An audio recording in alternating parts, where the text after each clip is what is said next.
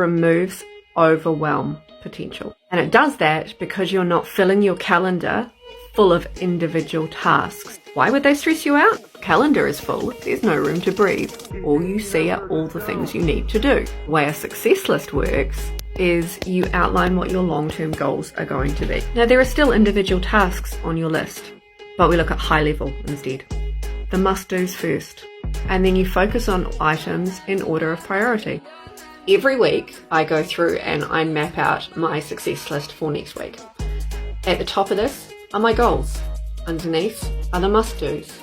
And how I contribute to my goals are via the success looks like. The whole point of the success list is to remove overwhelm. By focusing on the big picture, it's much easier to do the little things. Because if there's one thing my brain hates, it's deadlines. I will leave it to the last minute.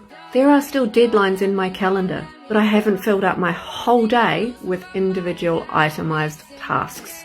By focusing on success instead of you must do this at this time, I'm more likely to do it and succeed. By revisiting a success list and planning it out every single week, I know that I'm on path to achieve my goals, but I'm also celebrating my successes along the way.